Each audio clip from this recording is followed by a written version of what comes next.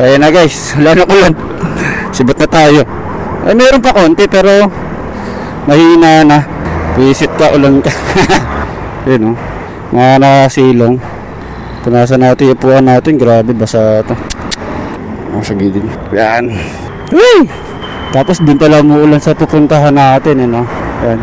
Lipat agad tayo ng bike lane. Baka madali tayo dito sa Commonwealth. Mahirap na lubak-lubak. Bura-bura kasi yung rito, nakakapikon. Oh? Ay, kita nyo ba yung motorcycle yan? Mamaya wala na yan. Oh, kaya iba di rin sumusunod talaga sa motorcycle lane kasi hindi mo talaga makikita minsan. Minsan kasi yung bike lane dito wala na sa linya talaga. Ayun, bike lane, tigyan mo ama. Okay, lalabas nga ako konti. Di pala nakalaki yung cellphone ko. Kuya, lumabas oh. Ito na yung motorcycle lane. Ito na tayo sa gitna. Luwag-luwag eh.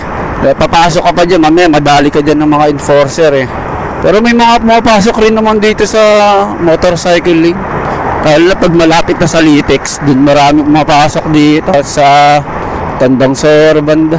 Tulad niyan, ayun, nasa loob na oh. Hindi rin talaga maiwasan. Yung nasa una na yun, ayun, tignan nyo, makita nyo ba? Ayun, yung bus na yun. Lumabas lang eh. Dapat inuhuli rin nila yan. Ang liwag ng Commonwealth to. Kasi maaga pa nga. Eh, kuya, nagubad ng kapote. Dapat meron mo kayo makiramdam sa weather. Pag alam nyo nga, dadaan lang yung ulan, huwag na kayo magkapote. Lord naman. Init-init kasi, tapos hindi naman ganun kakulimlim talaga. Yung tipong, hindi, putol-putol na nga yung ulan. Alam mo na putol-putol yung ulan. Huwag ka na magkapote niyan, puta, dadaan lang yan. Tapos alam mo sa ibang lugar mainit. Kita naman kanina sa langit kung kung tutuloy ng malakas yung ulan eh. Yung, malapit na ako guys. Pero may daan ako dito eh. Dito na lang ako dadaan sa isa. Para kahit pasukan ako ng UP Town, makakabaling na agad ako dito. Makapag-U-turn na ako dyan sa ilalim ng overpass dyan. Ng overpass nga. Overpass pa yan? Flyover. Ewan ko. Basta doon. Doon yan, oo. Diba?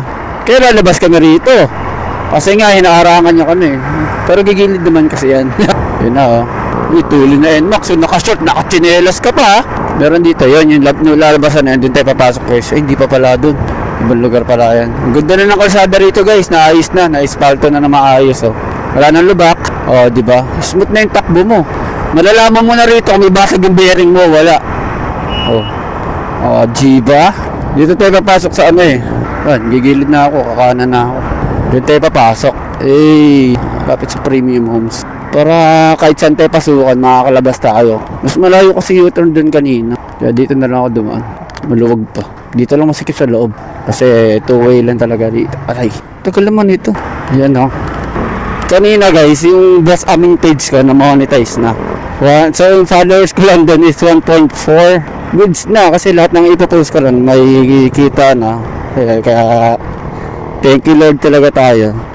Galingan nyo lang, maglinis lang yung account nyo. Tapos lahat ng ilan nang naging sikreto kayo, lahat na violation, tanggalin nyo na, burahin nyo na lang. Kahit malaking views, okay lang. Basta malinis nyo yung yung profile. Tapos lahat ng mga may music copyright, tanggalin nyo na rin. Wala naman. Ingat na lang tayo sa pag-upload. Lapit na ako guys. Sumabra. Dito nga ata ako sa Venture Sophie. Ay, dito. Boss, park mo na ako doon. Newport building, boss. Okay. Ito pala proseso dito. Gilid ba ako? Dito ako nakagilid. Baka sumabit sa mga papasok. Ito, boss? Kabila, sir. Kabila pala. Sungit naman ng guard. Bossing! Shout out! Boss, building Newport building 321. Ako pala magsusulat, sorry. Marami yan. Pangalan ko to, sir, no? Building Newport D24A. Oras 58. Tama na? Doon ako magpa-park.